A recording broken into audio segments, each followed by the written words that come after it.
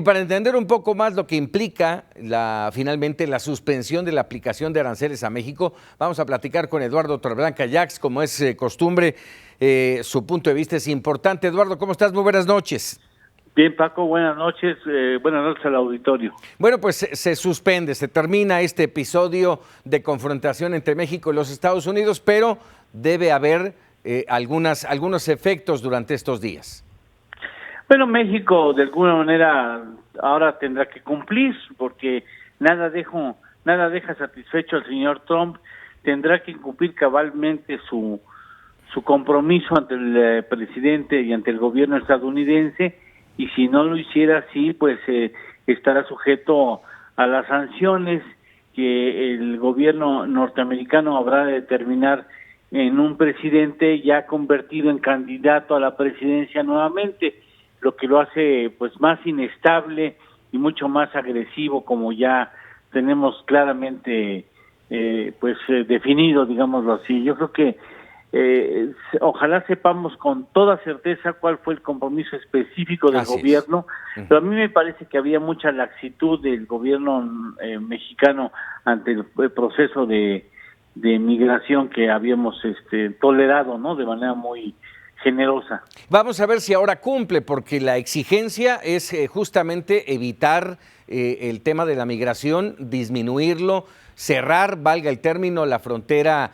del sur con 6,000 elementos de la Guardia Nacional, que vamos, como el canciller dice, no van a evitar el paso, pero bueno, de alguna manera van a inhibirlo. Sí, tratarán de inhibirlo pero sabemos perfectamente bien que ese no es el problema, que el problema no se resuelve ni con 6,000, ni con 20,000, ni con 50,000 efectivos. El problema está en la necesidad de fortalecer las medidas que impulsen la inversión en los países donde está el origen de este proceso social. Yo creo que finalmente es un paliativo, pero estaremos sujetos seguramente a que siga la tendencia a tratar de llegar al suelo norteamericano por parte de los centroamericanos, incluso también por mexicanos, por supuesto. ¿Recuperará el peso su paridad? Porque estos días sí estuvo tambaleante.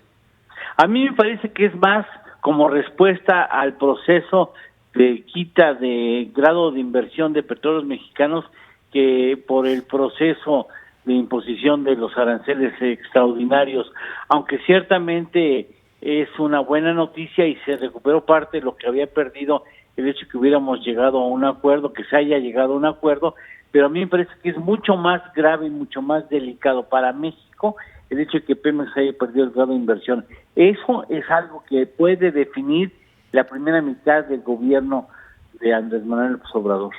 Tendrá que actuar, así lo entendemos, de alguna manera lo dice el canciller al hablar luego de estas casi 12 horas de trabajos de negociación, tan solo hoy, que México tendrá que aplicarse.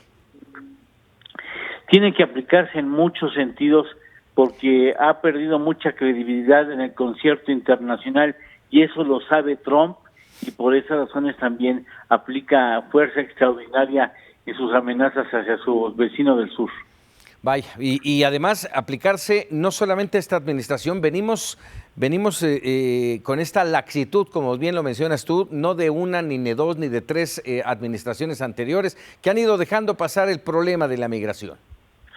Sí, yo creo que tenemos que observar con mayor rigor el asunto migratorio, porque el proceso de la migración de centroamericanos hacia la Unión Americana, que indudablemente nos afecta y también nos quita puestos de trabajo, no va a ceder a pesar del acuerdo entre Estados Unidos y México. Ese es un proceso cuyo origen no se ha atacado y difícilmente a encontrar respiro mientras no se ataquen las causas reales que están en la ausencia de inversión en territorios centroamericanos y en la necesidad de aplicar medidas de fomento a la actividad económica en los territorios que dan origen a este proceso social. Dime una cosa por último, a título personal, Eduardo Torreblanca, ¿se dio Trump o le apretaron las tuercas a México? Obtuvo lo que quiso de México, por eso se dio, porque ahorita Trump es un candidato que disfruta de mostrar su músculo y de invertirlo cuando lo considera necesario. Si cede es porque ya obtuvo lo que quería, porque sabía perfectamente que el principal dañado de esa medida no iba a ser México, sino iba a ser el consumidor estadounidense. Como es clásico en él, apretó, apretó ¿sí? y apretó y apretó hasta que nosotros cedimos lo que él necesitaba tener como triunfo. Muy bien. Eduardo Torreblanca, como siempre, un gusto saludarte.